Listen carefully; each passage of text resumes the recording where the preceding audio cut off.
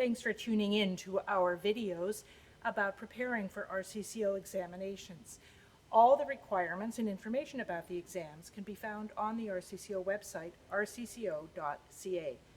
I'm talking today about the service playing examination.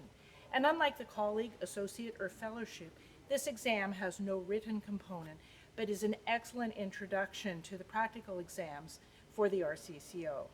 As a teacher, I usually begin students on this exam, even if the repertoire seems a bit easy. At this level, we need to think about repertoire choice. One section of the exam requires the compilation of a list of 12 pieces, 3 from processionals for a wedding, preludes for a funeral, preludes to a service of worship, and postludes for a worship service. You need to then play one piece from each list at the examination. Most of you will have experience in actual service playing, so list the pieces you know and are learning and see into which category they fit. A good prelude, for example, for a funeral is When in the Hour of Utmost Need from the Bach Orgelbüchlein, and of course this is a recording project now of the Toronto Centre. Several others in the Orgelbüchlein also fit into this category of preludes for a funeral, but I get students to vary their choices. Another good one, for example, might be a setting of Deep River, and this is one by Richard Billingham. I'll just play a little bit for you.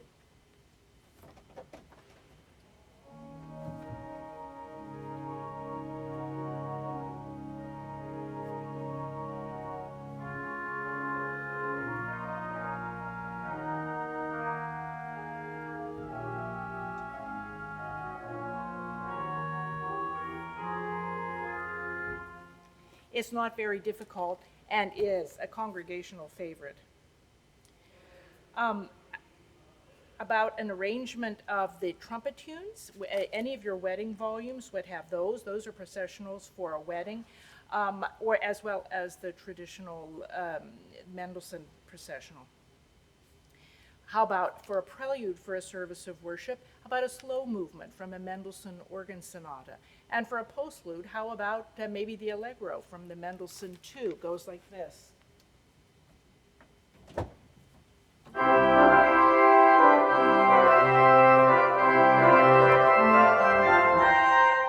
Or Bach in Dearest Freude in the Is Gladness from the Orgelbüchlein.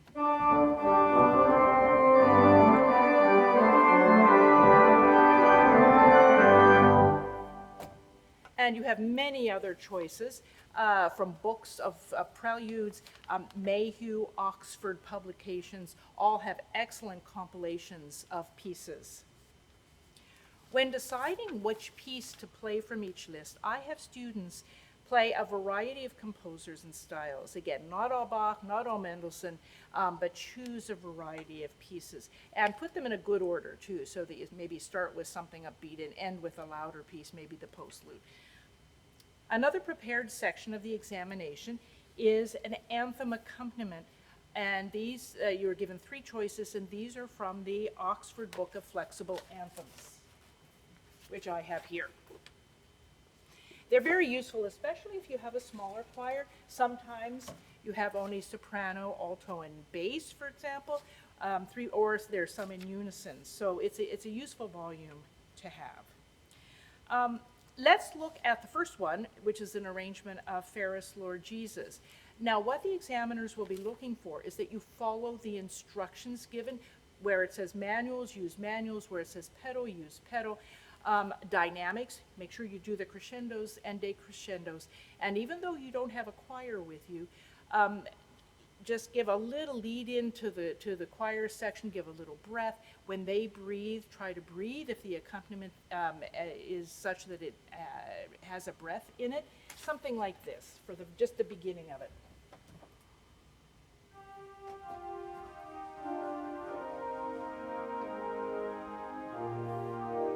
Here comes the choir.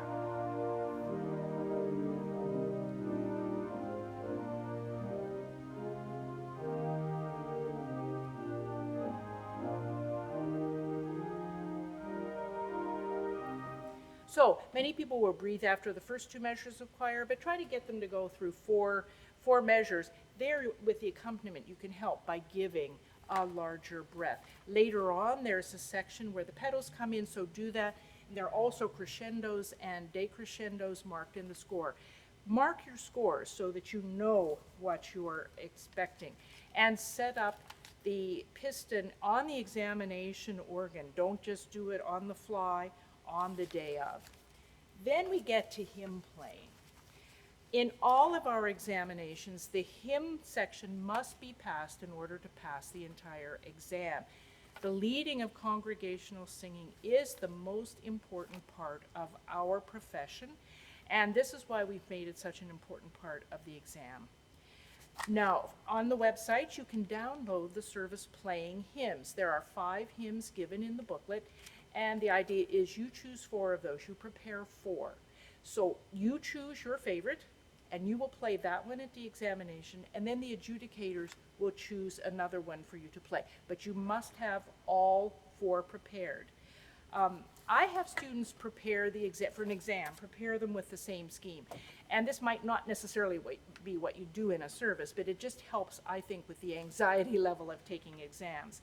So the same kind of introduction, maybe first and last lines. Now, in practice, I do different kinds of introductions depending on whether it's a familiar hymn, unfamiliar hymn, that kind of thing. So, but do the same kind of introduction, plan it for each hymn. And then maybe first verse mezzo forte, second softer, third louder, depending on the kind of hymn and on the text.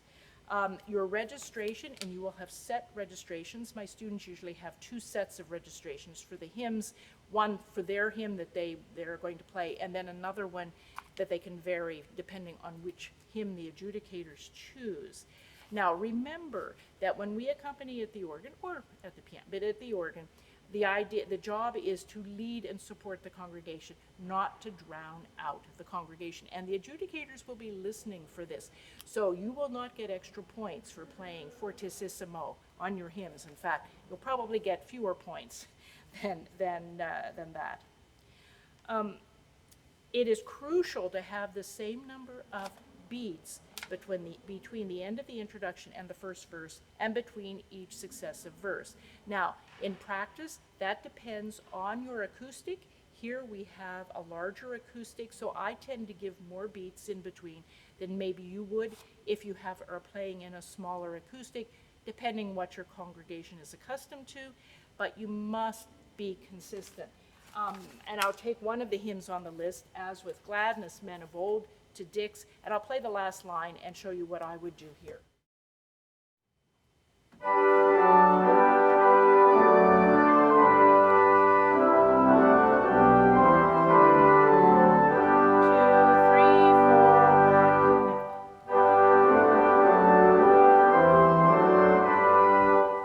Now, that might be a bit much in your situation, so you might just want 2 beats at the end and one of a breath. That's fine, but be consistent. Don't leave your congregation guessing what you're going to do. Then, despite your congregation's habit of singing, of breathing at the end of each phrase of singing, you must mark the text of each verse and hold through when the text demands. For example, and I will show that to you, I have my students mark every single verse, maybe with different colors of highlighter or whatever. So the first line, As with gladness, men of old did the guiding star behold. You can train your choir and then eventually your congregation to breathe when they need to, but breathe with the text. And adjudicators will be listening for this. The second verse, it does make a difference because the text is, As with joyful steps they sped to that lowly manger bed, there to bend the knee before Christ, whom heaven and earth adore. So I would play it like this.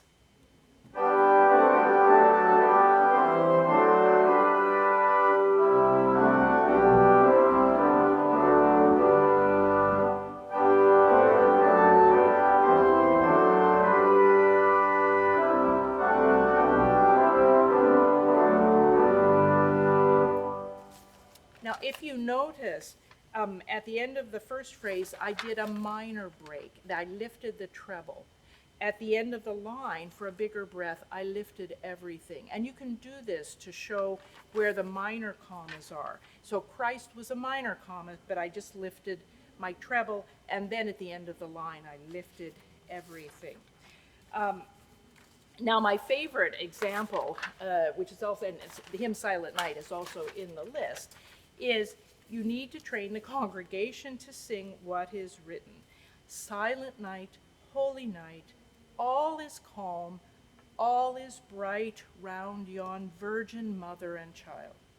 And if we breathe, all is bright round yon virgin mother and child. I mean, as a child, I wondered what in the world a round yon virgin was. So now people might breathe, but at least if you're showing people that it doesn't, the line does not end, the text does not end.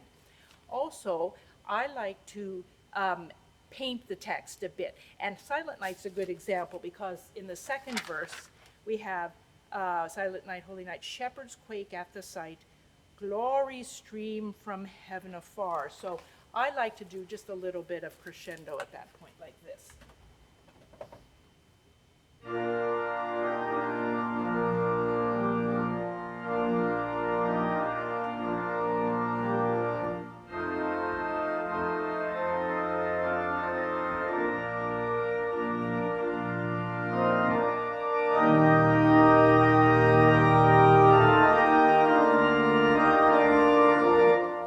So you can use registrations to paint the text also. Keep a steady tempo. And choosing a good tempo for a hymn can be tricky. It's challenging the style of the hymn, the text, the room's acoustic, and in some cases, the congregation's established practice all contribute to the tempo. Now here, even though we have a bigger room and acoustic, the congregation really likes to sing fairly quickly, so I have to make sure not to play too slowly.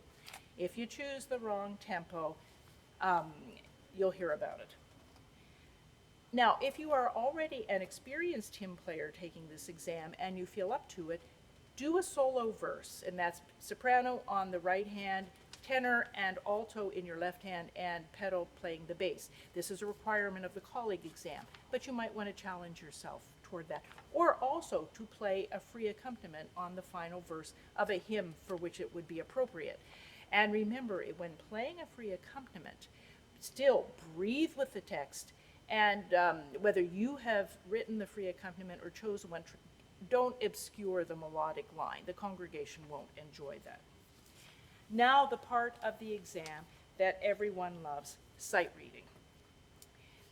With luck, you are an excellent, quick sight reader. However, you still should practice sight reading every single day of your practice time. Read a variety of music from, say, early German chorale preludes, say Buxtehude, or one of the volumes that has a variety of composers listed, or Bach, read through some of the Orgelbüchlein chorales. If you have volumes of chorale preludes by Healy Willen, for example, or some of the American composers like Wilbur Held, Richard Billingham, they are really good sight reading exercises and probably will be a bit more difficult than what is required for the examination. At the exam, you will be given 60 seconds to look at the piece. And what should you do in those 60 seconds? The first thing you do, and it amazes me that some people still don't do this, look at the key signature. Look at the time signature. Those are the first things for which to look. Then look for manual changes. There probably will be a simple manual change. Look at dynamics. Look for cadences. Does the little piece modulate? Look at the performance instructions lyrically, robustly, and you can help yourself with this also by setting a couple of pistons on the examination organ. Where's the swell oboe, for example, or the clarinet? If the sight reading piece asks for a solo and accompaniment, you should already have set up something that is a solo with an accompaniment. And if you don't have it set up, be very quick. Know the instrument well enough to know where to find it. If it is more of a chorale type piece or four-part, mezzo forte, you should have eights, fours, piston maybe with eights and fours, or 8, 4, and 2, but at least be able to find those stops very quickly. So, all the best in your exam preparation, and remember, preparation is the key for feeling confident on your examination day.